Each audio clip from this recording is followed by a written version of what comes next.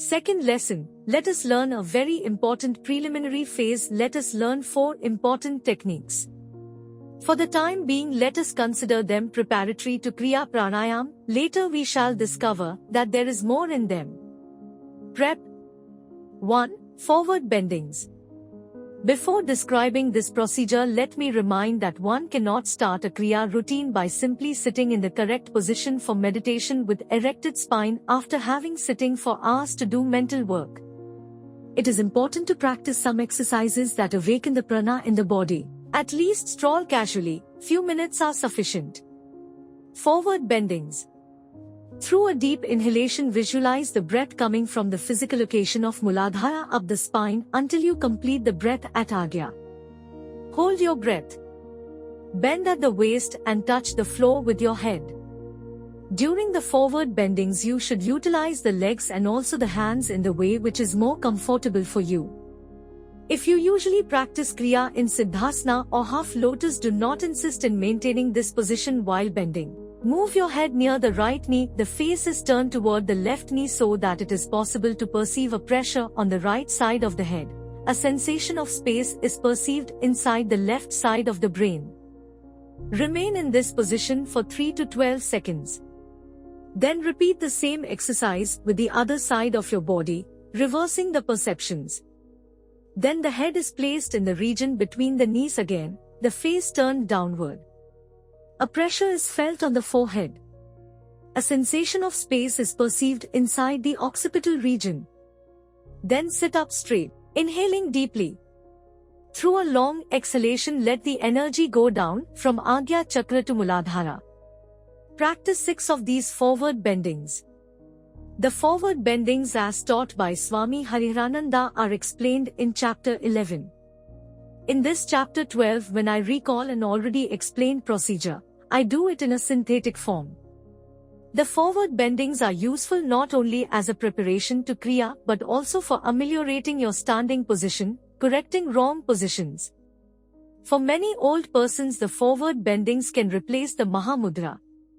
Prep 2. Kriya Pranayam with Japa rotating in Kutastha. 12. We know how important is the practice of Japa, especially when practiced a couple of hours before starting the Kriya routine.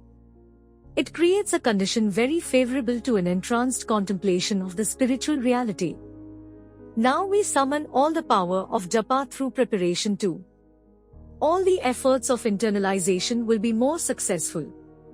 Now remember that if you want to practice the Kriya Pranayam, you must know how to make your awareness stable in Kutastha. The recommended exercise is based upon perceiving something like a micro movement in Kutastha. Inhale as in Kriya Pranayam, then create a pause after inhalation. During this pause, mentally chant your favored mantra, the one you utilize for Japa. Perceive that this mantra is something that rotates in the sphere of Kutastha.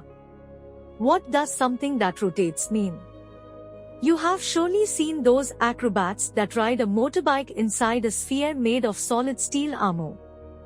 They cross the inside part of the sphere along all the directions, winning the strength of gravity. Well, you make pretense that your Kutastha is a sphere in whose internal part you make your mantra rotate. More slowly, of course. Do this until you feel a sensation of strong presence in the center between your eyebrows. A very good choice is to do 12 of these breaths while keeping the pause after inhalation for the same length of the inhalation. Bhastrika Pranayam as alternative. If you want that the experience be more intense, then utilize a mild form of Bhastrika Pranayam.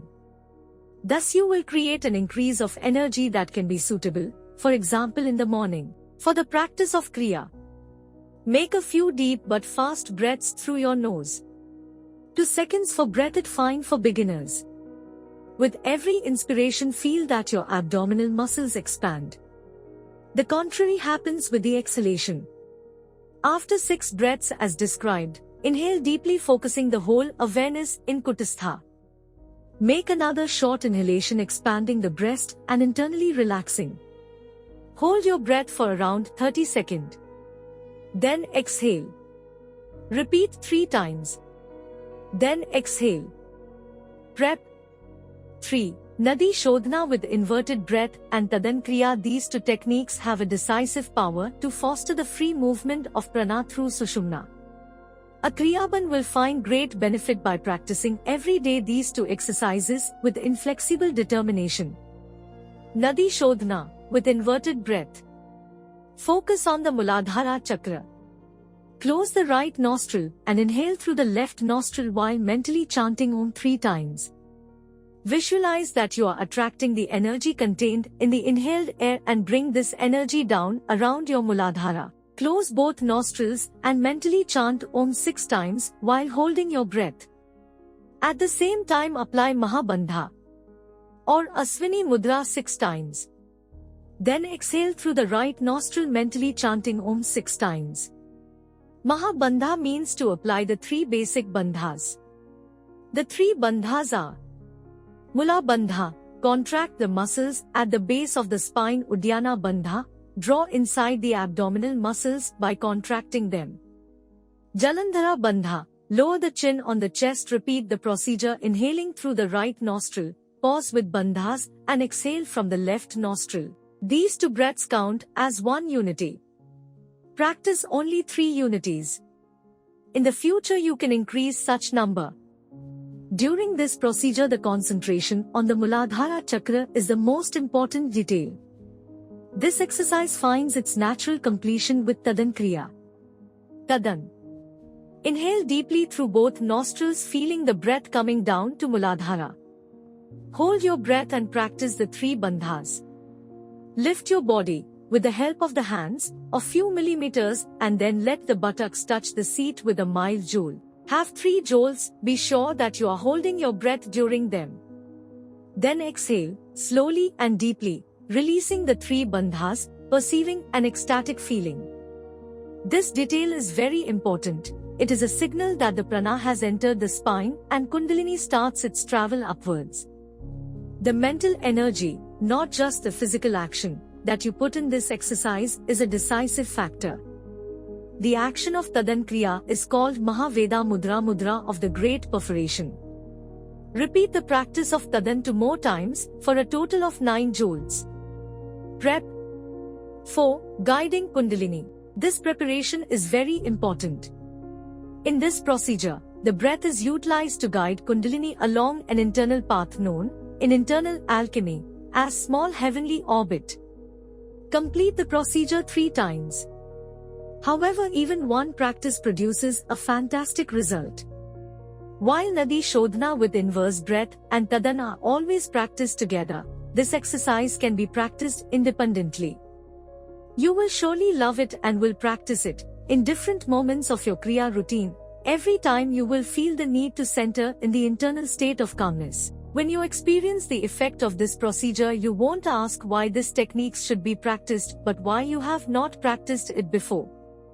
Note: do not complicate this exercise. The procedure should always remain natural and likable.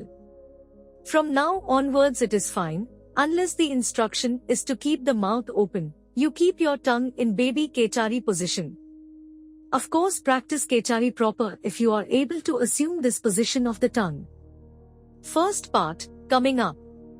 Take a deep, strong inhalation, marked by the particular sound of Ujjayi. Of course, when I say Ujjayi, the mouth is closed. The length is about 4 seconds. Attract, through it, the energy from your body into the first chakra. Feel Kundalini in the first chakra and exhale rapidly with mouth open. The length of the exhalation is about half second.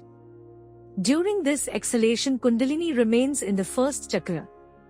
Now take a deep, strong Ujjayi inhalation. The length is about 3 to 4 seconds. Feel that the energy comes upward from the first chakra to the second. After feeling Kundalini in the second chakra, exhale rapidly with mouth open. The length of the exhalation is about half second. During this exhalation, Kundalini remains in the second chakra. The procedure is repeated, guiding Kundalini from the base of the spine to the third chakra. It is not necessary to perceive Kundalini crossing distinctly the second chakra. The procedure is repeated, guiding Kundalini from the base of the spine to the fourth chakra.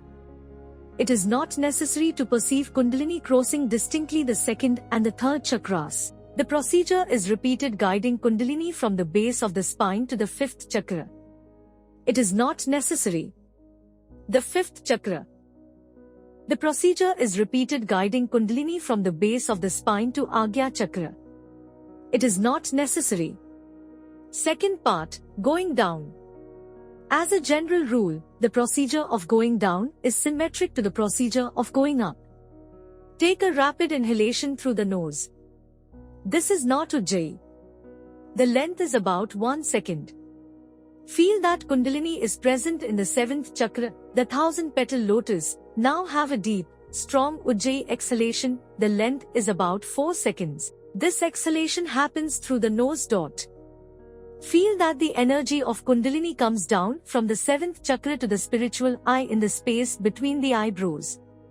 Take a rapid inhalation through the nose, as in the previous breath. The length is about 1 second. Feel that Kundalini is present in the 7th chakra. Now with a deep Ujjayi exhalation, the length is about 4 seconds. Feel that the Kundalini energy comes down from the 7th chakra to the frontal part of the 5th chakra, the Adam's apple. The procedure is repeated guiding Kundalini from the 7th chakra to the frontal part of the 4th chakra, the central part of the breastbone. The procedure is repeated guiding Kundalini from the 7th chakra to the frontal part of the 3rd chakra, the navel.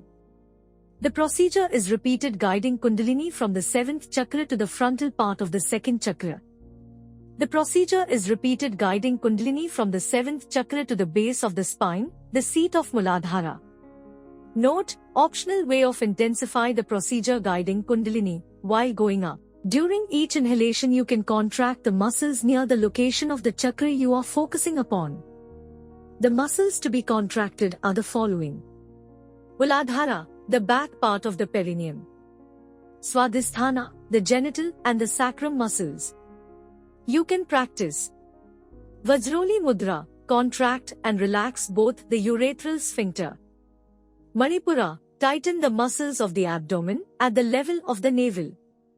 Anahata Chakra, expand the chest. Bring the shoulder blades together and contract the part in the middle near the heart. Vishuddha, move your head quickly from side to side, without turning your face, a couple of times, perceiving a grinding sound in the cervical vertebrae. Contract the muscles of the back of the neck near the cervical vertebrae. Medulla, clench your teeth and pull back your head, raising your chin. During the second part, going down, of guiding Kundalini there is only a slight contraction in the muscles near the location of the chakras where the energy comes down from Sahasrara chakra. All what we have described, in the definition of the procedure of guiding Kundalini, remains the same. There is only emphasis on the descent of light. The ideal result would be to become sensitive to the different nuances of color of the light of the different chakras.